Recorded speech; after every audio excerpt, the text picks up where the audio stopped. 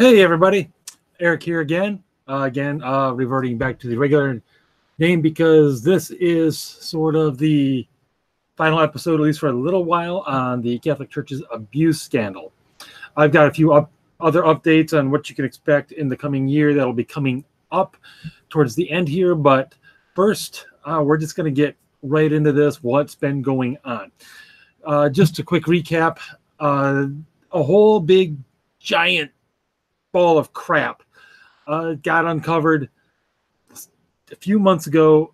There was a grand jury report that came out of Pittsburgh, and it detailed some horrific abuse by a number of priests there, upwards of 1,000 victims, 300 plus priests, and also some revelations came out about then Cardinal McCarrick and his involvement in homosexual activity with a number of seminarians and youths as young as 11.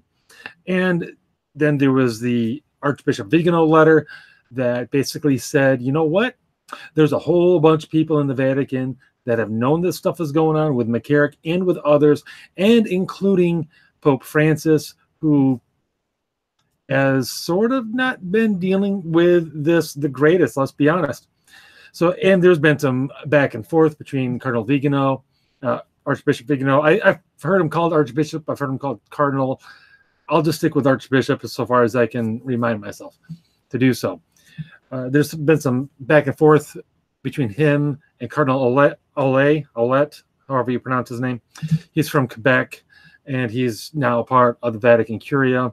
He's been one of the great disappointments in this because he used to be someone that is rock solid, but I've read Archbishop Vigano's other letters, and he basically says that the politics of the Roman Curia broke him, essentially, which for those of us who are on the conservative end of the political spectrum here in America, we know that that happens to the best of us. I mean, just look at what's been going on with Ted Cruz lately. That aside, initially, Pope Francis definitely did not deal with this well. He basically said, I'm not going to say a dang thing at all, except in my homilies at Masses, which I'm going to call the people that are questioning the church on this, questioning him, and looking for answers. I'm going to go ahead and call them agents of Satan. Yeah, that happened. That's a thing. So, and he also has appointed highly questionable people to some of the committees and everything to deal with this. There's been a synod on youth that addressed a whole lot of things that the vast majority of the youth that were asked didn't even talk about. They didn't want to know, at least the vast majority, had no interest in the church delving into LGBTQIA onomatopoeia stuff at all. They were interested in much more traditional things like the Mass. Weird, right, for Catholics? But that kind of stuff got ignored in favor of essentially Father James Martin's agenda, for lack of a more succinct way of putting it. If you don't know who Father James Martin is, Google him, you'll figure it out. Trust me on this. So, what's big? Oh yeah, Cardinal Stupich. He's another one.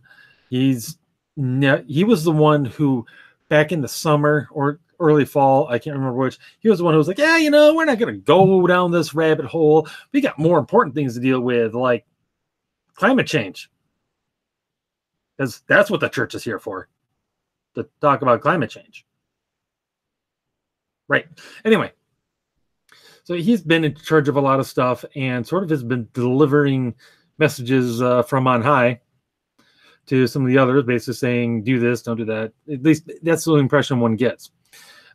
Case in point, the recent meeting in Baltimore of the United States Bishops Conference of Catholic Bishops, USCCB. They've got a website, usccb.org. And if you want to go ahead and just check them out, it's fairly generic stuff. There's not a lot of news and everything on this, if that's what you're looking into it for. Just if you want to get a feel for them, that's a good place to go. So anyway, they had a meeting, and it was a meeting that a big part of the agenda was supposed to be, how are we going to deal with this stuff? How are we going to finally put this to rest? But before they could so much as vote on anything, word came down from Pope Francis, don't do any such thing. Which the bishops, being bishops and not the Pope, they kind of had to listen. Now there was also a resolution that was floated, but ultimately voted down, to basically say, yeah, hey, Vatican, we'd really like to see your documents on all of this, not just your review, because Pope Francis would say they were going to review a bunch of documents and everything. Well, yippee. But they're like, we'd like to see all the actual documentation, not just your review, not just your presentation of them. That got voted down.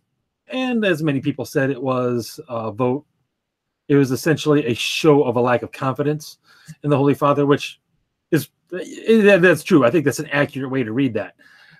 I also have yet to see any particular reason to think that's a bad thing in this particular case. Because, yeah, the way things have been handled so far, as far as any concrete action up to this point, it's not been encouraging. Now, I say concrete action for, well, you know what, let me get back to that. Just to give you guys an update on what's been going on, there have been a lot of dioceses, anyway, releasing names of priests that have been accused of abuse, credibly accused. I got a little list here. So we've got in Omaha, Nebraska, 38, the Jesuits, a separate religious order in Maryland and the Midwest, 89, Salt Lake City, 19, more Jesuits. This is a separate thing, but they sent a lot of priests who were accused to Gonzaga University as part of their retirement. So yay there. Gaylord, Michigan, 10. Las Cruces, New Mexico, 28. Ogdensburg, New York, 28. Atlanta, 15. San Bernardino, 34. LA, 54. Mobile, Alabama, 27. Syracuse, New York, 57. Santa Fe Diocese is now bankrupt. It is declared bankruptcy like days after a search warrant was issued to get a bunch of records. Speaking of which, there have been various raids throughout in different areas of the U.S. into bishops' offices by different departments, different government agencies, including Homeland Security. It's because there was a priest who was got like dual citizenship or traveled between like New Mexico and Mexico, something like that. And anyway, there have been raids in Michigan, Cardinal Donardo's offices in Houston, New Mexico, and Jackson, Mississippi.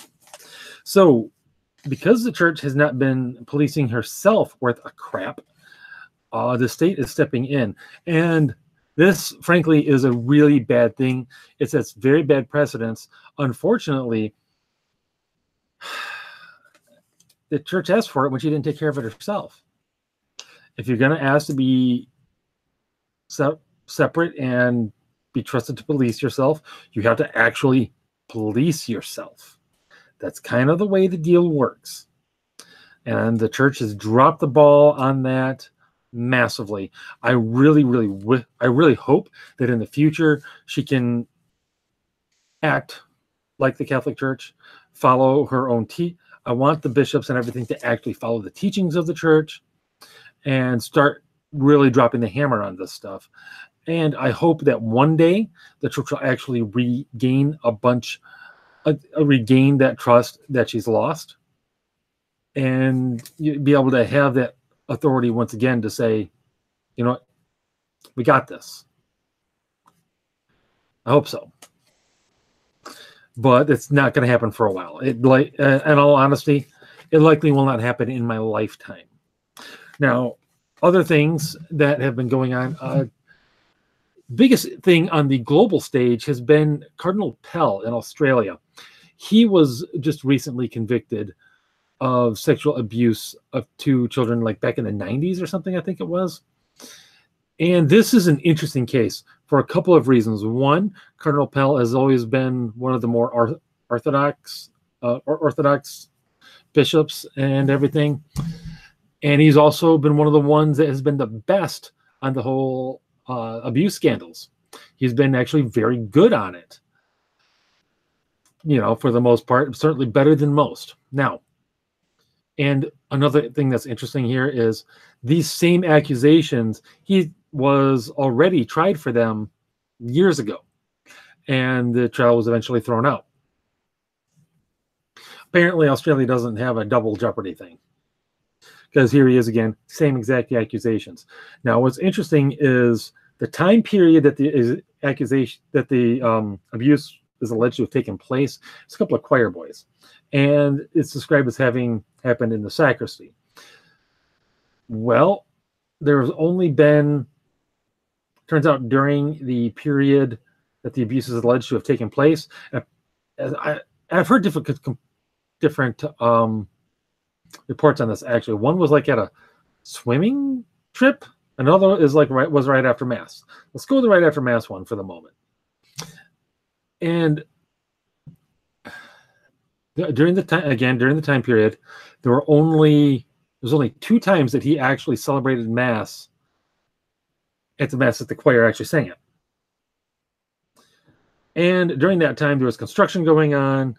The sacristy is pretty much never just any one person right after Mass.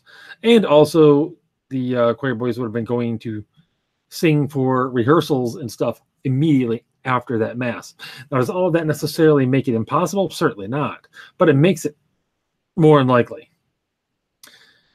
And also, it's interesting, there's been a government-mandated media blackout on this. Basically, the Australian media is not allowed to talk about it at all.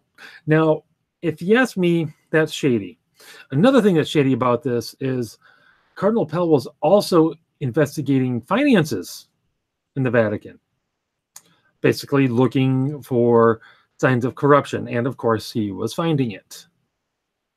So there's a theory going around out there that he was finding a little too much, and he essentially got set up. A few phone calls are made, and hey, you remember those charges a few years ago? Let's see if we can bring those back up.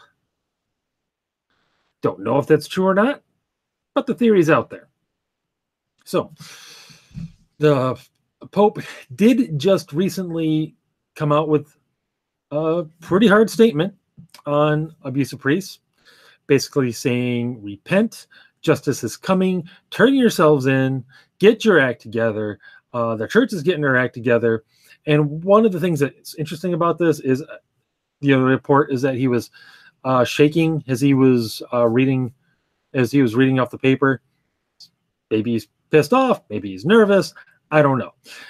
Now, it was the hardest, most forceful, most appropriate statement that he's made on this entire scandal since it broke. In fact, from what I can tell, it's the only good statement he's made on this entire scandal since it broke. Now, there's lots of different ways to read that. Is it because he finally realizes that this isn't just a handful of people griping, trying to smear the church? Is it because, frankly, he's feeling too much pressure from people where he finds, oh gosh, I actually have to do something about this? I don't know. Is it just an act? I don't know. And it actually hurts me to say the last one. I almost didn't say it. I'm not going to lie. Why did he say it? I don't know. I hope and pray. And there have been Catholics around the world praying for the Pope, myself included, that he's going to, get right on this. Maybe this is a sign that he is. I really hope that that's the case. And he's going to have a chance to prove it here real soon. Coming up in February, there is a big meeting in Rome. And this is, incidentally, why he wanted the U.S. bishops to hold off. At least this was a stated reason that, hey, we're going to do this big thing in February. Let's just hold off till then. So maybe he wants one universal way of dealing with this. No sense muddying the waters. I hope that's true. I hope it's forceful. I hope we're actually at a point where it's like, you know what? Being nice is not working. Being kind and understanding on every little thing is not working. These people are predators. They need to be held to account. They're not following the teaching of the church. Remember, a lot of this is actually homosexual activity. It is, mostly it's boys in their young teens. Yes, legally not adults yet, but they're teenagers. It's not pedophilia. It's dirty old men who are gay, essentially, taking advantage of their position and exploiting those that are weaker and more impressionable than they are, with something of a network to support them, it would seem. Essentially, I hope that the Holy Father is finally reaching a point where he's like, you know what? As you might hear on the Steve Day show every now and then, the excommunications will continue until morality improves. I really hope we're there. We'll see come February. I'm not sure what the exact date is on it. And unless something else significant happens, like perhaps with Cardinal Pell or some other big story breaks, I'm going to be holding off on this until then. And we'll deal with it at that point and see what we've really got going on. What is the Holy Father going to put out? One last thing on this before I move on. One of the things that Cardinal Cupich and Pope Francis have been throwing out there as a cause of this entire scandal is, or at least as a partial cause, is clericalism. I don't know what they mean by that. Now, the way I understand clericalism is giving too much deference to the priests and the bishops, giving them too much leeway, too much benefit of the doubt, taking their word on anything as the gospel truth, to borrow a phrase. That is kind of the way I understand clericalism, being like, oh, well, he's the priest, he's the bishop.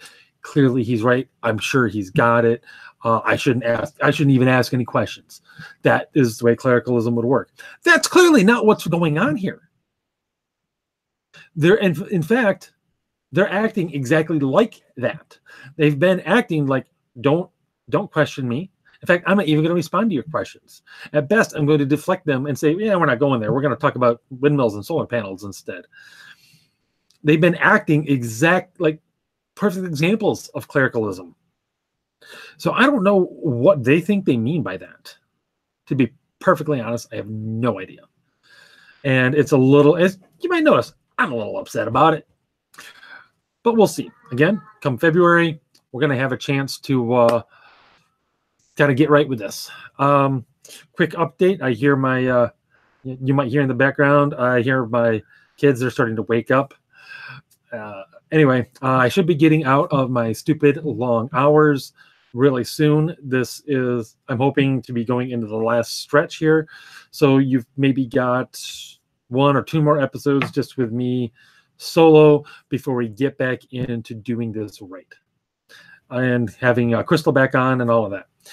The first guest that's going to be coming back on is going to be, we're going to have Faith Moore on, author of the new book, Saving Cinderella, which is basically a defense of Disney princesses, the classic ones and the Renaissance ones, and a pretty good critique of the more modernist Disney princesses, especially Elsa and Merida.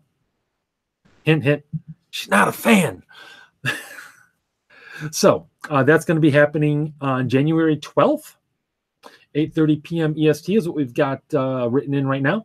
So be here for that. I'm really looking forward to that. I've had Faith on my other show, Coffee Books Repeat, in the past, just talking about Disney princesses in general.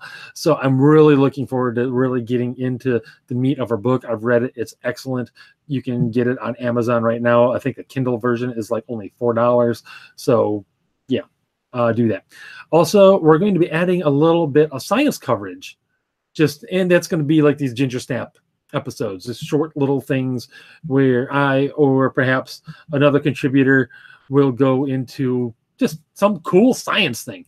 It's not going to be, as a rule, Every now and then, I'm sure it will be. But as a rule, it's not going to be politically charged. It's just going to be like, hey, this cool thing happened. Isn't it cool?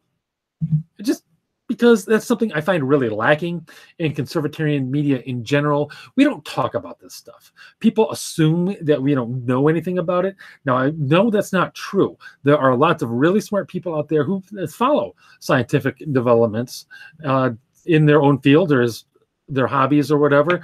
But as you see, I happen to have a physics book right up there. I've got a few other ones that I plan on getting into, hopefully in the not too distant future. But otherwise, yeah, we're going to be getting into some fun stuff like that. In fact, I think the first one will probably be something about a recent discovery. Well, probably on dwarf planets is kind of what I'm thinking right now. So we got that coming up. I'm also going to the March for Life in Washington, D.C. next month. So I'm going to be, at the very least, telling you about my experience there. It'll be my third trip to the March. And I'm going to, I don't want to say anything. I don't want to promise too much. We've got a couple other guests that we're talking about getting on. Expect to focus on third parties a lot in the new year. I've got a few libertarian friends on Twitter that I'm going to be talking to. Really looking forward to doing that. I'm going to try to get some contacts within the Federalist Party as well and bring them on, talk to them, because I don't know if you've been paying attention. Republicans, they ain't working, man. They haven't been working for a while. But anyway, I think I'm going to go ahead and leave it there. I'm really looking forward to the new year. I'm looking forward to getting really back into the swing of things, having Crystal back on, bringing you more guests, bigger guests, and really being able to not just talk about whatever the crisis du jour is, whatever the outrage of the moment is, but actually getting into some issues and really getting into depth on them, trying to understand them better, helping you to understand them better. That's going to be our big goal, our big focus here. Not just talking about all the freaking distractions that are out there, but let's get to the heart of things. Let's get in there and actually take a few real swings at the void that is threatening to literally just swallow Western civilization and bring it into it. And on that cheery note, everybody, I'm going to go ahead and wish everyone a Merry Christmas. I don't know right now if I'm going to have an episode next week or not. If I do, maybe I'll make it that science episode just for something different, something a little fun and interesting to help bring in the new year. So again, Merry Christmas. If I don't see you, Happy New Year, and keep fighting the good fight.